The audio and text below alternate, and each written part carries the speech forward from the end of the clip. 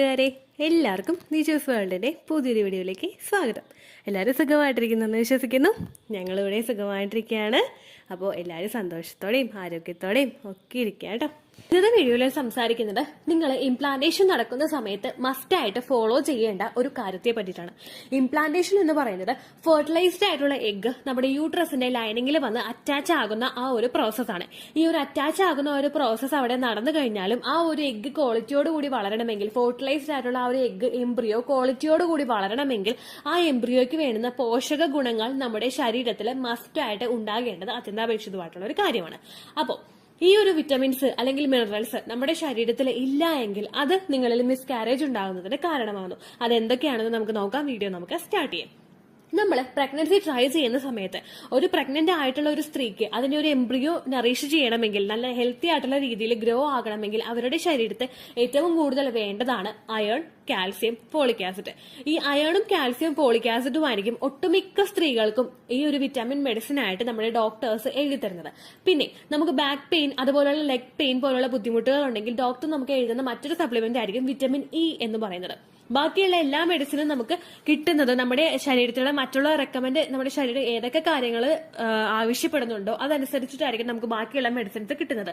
അതായത് ഇപ്പോൾ ഒരുപാട് നാളുകളായിട്ട് ഫെർട്ടിലിറ്റി ട്രീറ്റ്മെന്റ് എടുക്കുന്നവർക്ക് ആ ഒരു മിസ്കാരേജ് ഉണ്ടാകുന്നത് പ്രിവെന്റ് ചെയ്യാനായിട്ട് ആസ്പിരിനോ അല്ലെങ്കിൽ പ്രൊജസ്ട്രോണിന്റെ മെഡിസിൻ കൊടുക്കാറുണ്ട്.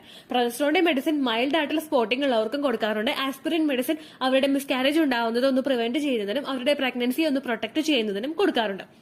അപ്പോ ഇവിടെ നമുക്ക് ഡോക്ടേഴ്സ് തരുന്ന സാധാരണയായിട്ട് നമുക്ക് വിറ്റമിൻ മെഡിസിൻസ് ആയിട്ട് കിട്ടുന്ന അയണും കാൽസ്യം, ഫോളിക് ആസിഡും ഒരു ഇംപ്ലാന്റേഷൻ നടക്കുന്ന സമയത്ത് തന്നെ ഒരു സ്ത്രീയുടെ ശരീരത്തിൽ മസ്റ്റ് ആയിട്ട് വേണ്ടതാണ്. നമ്മൾ സാധാരണ നമ്മുടെ പ്രഗ്നൻസി ആയി കഴിഞ്ഞ് കഴിഞ്ഞാൽ നമ്മൾ ഒരു പ്രഗ്നൻസി ടെസ്റ്റ് ചെയ്തിട്ട് പോസിറ്റീവ് റിസൾട്ട് കിട്ടിക്കഴിഞ്ഞിട്ടും 2 ആഴ്ചയൊക്കെ കഴിയുമ്പോഴാണ് പലരും ഒരു ഡോക്ടറെ പോയി കാണുന്നത്. നിങ്ങളൊന്ന് ഊഹിക്കുക, നിങ്ങൾ ആ ഒരു പ്രഗ്നൻസി പോസിറ്റീവ് ആയി കഴിയുമ്പോൾ തന്നെ നിങ്ങളുടെ പ്രഗ്നൻസിയുടെ ആദ്യത്തെ ട്രൈമസ്റ്ററിലെ 1 മാസം അവിടെ തീർന്നിട്ടുണ്ടാകും. പിന്നെ നിങ്ങളൊരു ഡോക്ടറെ കാണാനായിട്ട് പോകുന്നത് ഒരു 1.5 മാസത്തിലായിരിക്കും. ഈ ഒരു 1.5 മാസം എന്ന് പറയുന്നത് നമ്മൾ കാൽക്കുലേറ്റ് ചെയ്യുന്നത് എപ്പോഴും ലാസ്റ്റ് മന്തിലെ പീരിയഡ്സിൽ വെച്ചിട്ടായിരിക്കും. ലാസ്റ്റ് മന്തിലെ പീരിയഡ്സിന്റെ ഫസ്റ്റ് ഡേറ്റ് ഏതാണോ അത് വെച്ചിട്ടായിരിക്കും നമ്മുടെ ഒരു പ്രഗ്നൻസിയുടെ ആദ്യത്തെ മാസം നമ്മൾ കാൽക്കുലേറ്റ് ചെയ്യുന്നത്. ആ ഒരു മാസത്തെ നമ്മൾ മാറ്റി നിർത്തി കഴിഞ്ഞ് കഴിഞ്ഞാൽ ഏകദേശം നിങ്ങൾ 1.5 മാസം പ്രഗ്നന്റ് ആണ് എന്ന് പറഞ്ഞു കഴിഞ്ഞാൽ തന്നെയും ഏകദേശം ഒരു 3 അല്ലെങ്കിൽ 4 ആഴ്ചയുടെ വളർച്ച മാത്രമേ ആ ഒരു എംബ്രിയോയ്ക്ക് ഉണ്ടാവുകയുള്ളൂ. ഏറ്റവും കൂടുതൽ ആ ഒരു എംബ്രിയോയുടെ ക്രൂഷ്യൽ ആയിട്ടുള്ള ഒരു ടൈം പീരീഡ് ആണ് ഫസ്റ്റത്തെ ട്രൈമസ്റ്റർ എന്ന് പറയുന്നത്. ഈ ഫസ്റ്റത്തെ ട്രൈമസ്റ്ററിൽ നമുക്ക് എന്ത് സംഭവിക്കാം? ചിലപ്പോൾ ആ ഒരു പ്രഗ്നൻസി നമുക്ക് കിട്ടാം, അല്ലെങ്കിൽ നമുക്ക് നഷ്ടമായി പോവുകയും ചെയ്യാം. ചിലപ്പോൾ ചിലത് നമ്മുടെ സിറ്റുവേഷനുകളിൽ നമ്മുടെ ശരീരം തന്നെ അത് മിസ്കാരേജ് ആക്കി കളയുന്നു. നമ്മൾ പ്രഗ്നൻസി ടെസ്റ്റ് പോസിറ്റീവ് റിസൾട്ട് കിട്ടുന്നതിന് മുൻപ് തന്നെ നമുക്ക് ലക്ഷണങ്ങളെല്ലാം കണ്ടതിന് ശേഷം കെമിക്കൽ പ്രഗ്നൻസി ആയിട്ട് നമുക്ക് ആ ഒരു പ്രഗ്നൻസി പോകാനായിട്ടുള്ള ഒരു സാധ്യതയുമുണ്ട്. ഈ കെമിക്കൽ പ്രഗ്നൻസി അല്ലാതെ ചിലപ്പോൾ നമുക്ക് പോസിറ്റീവ് റിസൾട്ട് കിട്ടിക്കഴിഞ്ഞാൽ തന്നെ നമ്മുടെ ശരീരം നാച്ചുറലി ആ ഒരു പ്രഗ്നൻസി അങ്ങോട്ട് അബോർട്ട് ചെയ്ത് കളയുകയും ചെയ്യാറുണ്ട്. നമ്മൾ മെഡിസിൻ വെച്ച് കളയേണ്ടതല്ലാതെ നമ്മളുടെ ശരീരം തന്നെ ആ പ്രഗ്നൻസി കളയാറുണ്ട്. ഇനി നേരെ മറിച്ച് നമ്മൾ ചെയ്യുന്ന എന്തെങ്കിലും മിസ്റ്റേക്ക് ഉണ്ട്, നമ്മൾ അറിയാതെ പോലും ചെയ്യുന്ന മിസ്റ്റേക്കുകളുണ്ട്. ട്രാവലിംഗ് ചെയ്യുമ്പോൾ, ഫിസിക്കൽ കോൺടാക്ട് ചെയ്യുന്ന സമയത്തൊക്കെ, അല്ലെങ്കിൽ നമ്മൾ ഭയങ്കരമായിട്ട് പണി ചെയ്യുന്ന സമയത്തൊക്കെ ചിലർക്ക് എക്സ്ട്രീം ടയേർഡ് ആയിട്ട് വരുന്ന സിറ്റുവേഷനുകളിൽ നമ്മുടെ പ്രഗ്നൻസി നഷ്ടമായി പോകുന്നവരും ഉണ്ട്. അങ്ങനെയുള്ളവരൊക്കെ മസ്റ്റായിട്ട് ശ്രദ്ധിക്കേണ്ട ഒരു കാര്യമാണ്, നിങ്ങൾ പ്രഗ്നൻസി ട്രൈ ചെയ്യുന്നുണ്ടെങ്കിൽ ഒരു മൾട്ടി വിറ്റമിൻ മെഡിസിൻ നിങ്ങൾ എടുക്കാനായിട്ട് ശ്രദ്ധിക്കുക.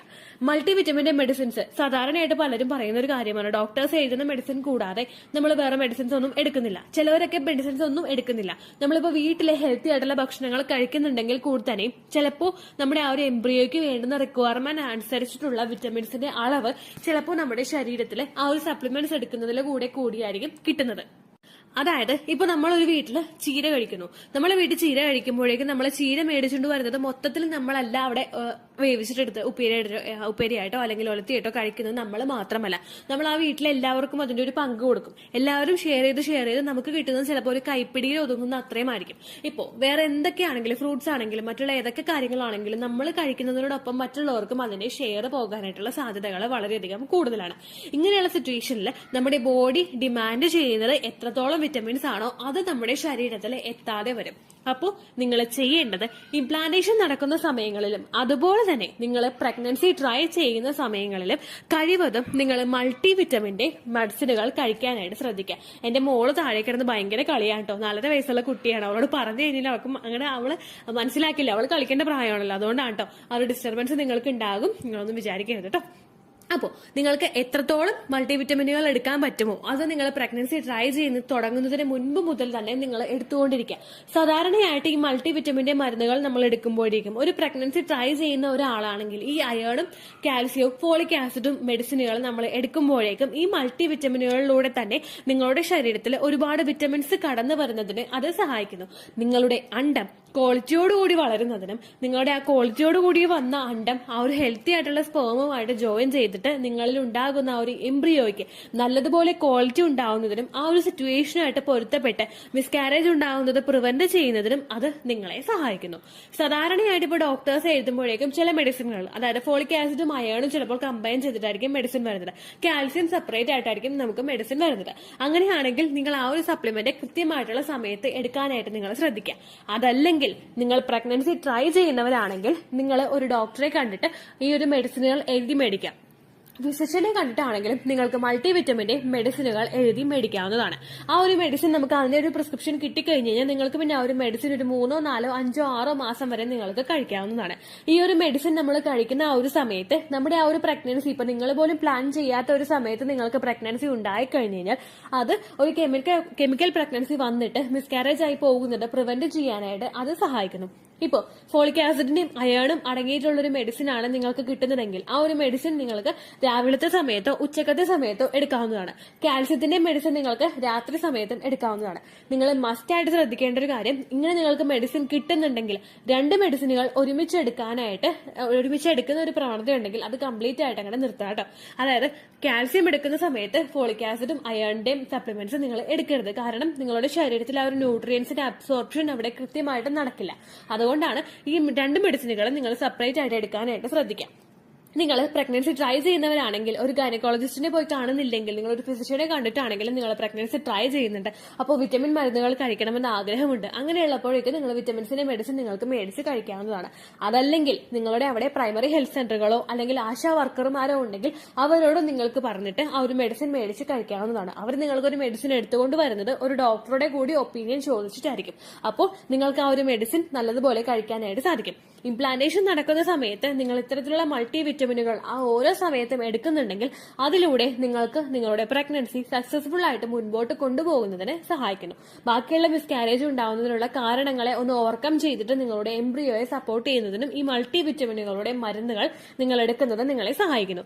ഇതിനർത്ഥം നിങ്ങൾ വീട്ടിലെ സപ്ലിമെന്റ്സ് എടുക്കുന്നതോടൊപ്പം തന്നെ മറ്റുള്ള പുറത്തു നിന്നല്ല നമ്മൾ വീട്ടിൽ തന്നെ ഉണ്ടാക്കി കഴിക്കാനുള്ള ഭക്ഷണങ്ങൾ കഴിക്കണ്ട എന്നല്ല.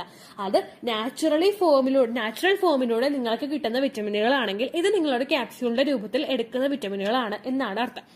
ഈ ഒരു വിറ്റമിൻ എടുക്കുമ്പോഴേക്കും പലരും ചെയ്ത് വെക്കുന്ന ഒരു മിസ്റ്റേക്കാണ്, ഞാൻ വിറ്റമിന്റെ മെഡിസിനുകൾ എടുക്കുന്നുണ്ടല്ലോ, ഞാൻ പ്രൊജസ്ട്രോണിന്റെ മെഡിസിൻ കഴിക്കുന്നുണ്ടല്ലോ, ഇനിയിപ്പോൾ ഞാൻ ഏത് ഫുഡ് കഴിച്ചാലും എന്താണ് എന്ന് ചിന്തിക്കുന്ന ഒരുപാട് പേരുണ്ട്. അങ്ങനെ ഒരു മിസ്റ്റേക്ക് നിങ്ങൾ ഒരിക്കലും ചെയ്യരുത് കേട്ടോ.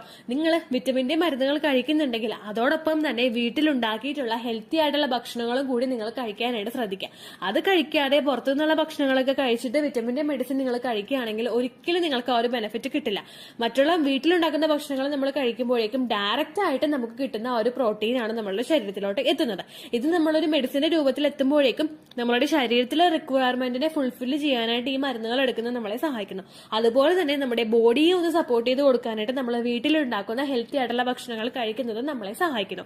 ഇപ്പോൾ നേരെ മറിച്ച് നിങ്ങൾ പുറത്തുനിന്ന് കൊണ്ടുവരുന്ന ഭക്ഷണങ്ങൾ നിങ്ങൾ കൂടുതലായിട്ട് കഴിച്ചു കഴിഞ്ഞു കഴിഞ്ഞാൽ അതുമൂലം നമ്മളുടെ ശരീരത്തിലോട്ട് എത്തുന്ന മറ്റുള്ള കെമിക്കൽസും അതുപോലെ പ്രിസർവേറ്റീവ്സും ഒക്കെ നിങ്ങളുടെ ശരീരത്തിലെ ഈ ന്യൂട്രീഷൻസിന്റെ അബ്സോർപ്ഷനെ പ്രിവെന്റ് ചെയ്യുന്നതിനും കാരണമാകുന്നു.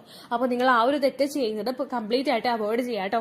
ഹെൽത്തി ആയിട്ടുള്ള മൾട്ടിവിറ്റമിൻ സപ്ലിമെന്റ്സ് എടുക്കുകയും ഹെൽത്തി ആയിട്ടുള്ള ഭക്ഷണങ്ങൾ വീട്ടിലുണ്ടാക്കി കഴിക്കുകയും നിങ്ങൾ ചെയ്യാം കേട്ടോ. അപ്പോൾ ഇത്രയേ ഉള്ളൂ വീഡിയോ. യൂസ്ഫുൾ ആയി കാണുമെന്ന് വിശ്വസിക്കുന്നു. യൂസ്ഫുൾ ആവുന്നുണ്ടെങ്കിൽ ലൈക്ക് ചെയ്യുക, ഫ്രണ്ട്സിനൊക്കെ ഷെയർ ചെയ്ത് കൊടുക്കുക കേട്ടോ. എന്തെങ്കിലും സംശയം ഉണ്ടെങ്കിൽ നിങ്ങൾ കമന്റ്സിൽ ചോദിക്കുക. പണ്ടത്തെ വീഡിയോയ്ക്ക് കമന്റ്സ് ഇടുന്നവർക്ക് റിപ്ലൈ ലഭിക്കുന്നില്ലെങ്കിൽ ലേറ്റസ്റ്റ് ആയിട്ട് ഞാൻ ഏത് വീഡിയോ ആണോ അപ്ലോഡ് ചെയ്യുന്നത് അതിന് താഴെ കമന്റ് ഒന്ന് കോപ്പി പേസ്റ്റ് ചെയ്യാനായിട്ട് ശ്രദ്ധിക്കുക കേട്ടോ. അതുപോലെ ഓവുലേഷൻ ഡേറ്റ് കാൽക്കുലേറ്റ് ചെയ്ത് തരാനായിട്ട് റിക്വസ്റ്റ് ചെയ്യുന്ന ആളുകൾ എത്രയാണോ സൈക്കിൾ ലെങ്ത് അത് മെൻഷൻ ചെയ്യാനായിട്ട് ശ്രദ്ധിക്കുക. സൈക്കിൾ ലെങ്ത് എന്നതുകൊണ്ട് ഉദ്ദേശിച്ചത് ഓരോ മാസവും എത്ര ദിവസം കൂടുമ്പോഴാണോ ബ്ലീഡിങ് വരുന്നത് അതാണ് സൈക്കിൾ ലെങ്ത്. കഴിഞ്ഞ മാസം ഒരു 8-ാം തീയതിയാണ് ബ്ലീഡിങ് ആയതെങ്കിൽ ഈ മാസം 6-ാം തീയതിയാണ് ബ്ലീഡിങ് ആയതെങ്കിൽ കഴിഞ്ഞ മാസം 8-ാം തീയതി മുതൽ ഈ മാസം 6-ാം തീയതി വരെ എത്ര ദിവസമുണ്ടോ അത് കാലണ്ടറിൽ എണ്ണി തിട്ടപ്പെടുന്നതാണ് നിങ്ങളുടെ സൈക്കിൾ ലെങ്ത്. സൈക്കിൾ ലെങ്ത് നമ്മൾ കൃത്യമായിട്ട് കാൽക്കുലേറ്റ് ചെയ്യുകയാണെങ്കിൽ ഓവുലേഷൻ ഡേറ്റ് എളുപ്പത്തിൽ കണ്ടുപിടിക്കാൻ വേണ്ടിയിട്ട് ഒരുപാട് ആപ്ലിക്കേഷൻസും ഒരുപാട് ഓൺലൈൻ ആയിട്ടുള്ള വെബ്സൈറ്റുകളും ഇന്ന് നമുക്ക് അവൈലബിൾ ആണ്. പ്ലേ സ്റ്റോറിൽ പോയിട്ട് ഓൺലൈൻ ഓവുലേഷൻ ട്രാക്കർ എന്ന് ടൈപ്പ് ചെയ്ത് കഴിഞ്ഞാൽ നിങ്ങൾക്ക് അതുമായിട്ട് ബന്ധപ്പെട്ടിട്ടുള്ള ആപ്ലിക്കേഷൻസ് കിട്ടും. അത് പറ്റുന്നില്ല എങ്കിൽ ഗൂഗിളിൽ പോയിട്ട് ഓൺലൈൻ ഓവുലേഷൻ കാൽക്കുലേറ്റർ എന്ന് ടൈപ്പ് ചെയ്ത് കഴിഞ്ഞാൽ അതുമായിട്ട് ബന്ധപ്പെട്ടിട്ടുള്ള വെബ്സൈറ്റുകൾ നിങ്ങൾക്ക് കിട്ടും. അതിൽ നിങ്ങളുടെ ലാസ്റ്റ് മന്തിലെ മെൻസ്ട്രേഷൻ്റെ ഡേറ്റും ഒപ്പം ഞാൻ ഈ പറഞ്ഞ രീതിക്ക് നിങ്ങൾ കാൽക്കുലേറ്റ് ചെയ്യുന്ന സൈക്കിൾ ലെങ്ത്തും എൻ്റർ ചെയ്ത് കൊടുക്കുകയാണെങ്കിൽ നിങ്ങൾക്ക് കൃത്യമായിട്ട് ഓവുലേഷൻ ഡേറ്റ് കണ്ടുപിടിക്കാനായിട്ട് സാധിക്കും. ഫെർട്ടൈൽ ടൈം പീരീഡും നിങ്ങൾക്ക് കിട്ടും. അതായത് എത്ര ദിവസം മുതൽ കോൺടാക്ട് ചെയ്ത് തുടങ്ങിക്കഴിഞ്ഞാൽ നിങ്ങൾ പ്രഗ്നൻ്റ് ആകും എന്നുള്ളൊരു ഡേറ്റും നിങ്ങൾക്ക് പ്രോപ്പറായിട്ട് കിട്ടും കേട്ടോ. ഇത് കാൽക്കുലേറ്റ് ചെയ്യുന്ന സമയത്ത് സൈക്കിൾ ലെങ്ത് കാൽക്കുലേറ്റ് ചെയ്യുന്ന സമയത്ത് നിങ്ങളുടെ ആ ഒരു കലണ്ടറിൽ നോക്കി തന്നെ നിങ്ങൾ കാൽക്കുലേറ്റ് ചെയ്യുക. പല മാസങ്ങളിലും 30-31 ദിവസമുണ്ട്, അതുകൊണ്ടാണ് അങ്ങനെ പറഞ്ഞത്. ഒപ്പം നിങ്ങൾക്ക് ബ്ലീഡിങ് തുടങ്ങിയ ദിവസത്തിന് വേണം നിങ്ങൾ ഡേ 1 ആയിട്ട് എടുക്കാൻ വേണ്ടിയിട്ട്. സ്പോട്ടിങ് തുടങ്ങിയ ദിവസത്തിനെ, അതായത് ചെറുതായിട്ട് ഡിസ്ചാർജ് പോയി തുടങ്ങിയ ദിവസത്തിനെ നിങ്ങൾ കൺസിഡർ ചെയ്യേണ്ട ആവശ്യം ഇല്ല കേട്ടോ. അപ്പോൾ ഇത്രയേ ഉള്ളൂ വീഡിയോ. അടുത്തൊരു വീഡിയോ ആയിട്ട് നമുക്ക് വീണ്ടും കാണാം. ബൈ.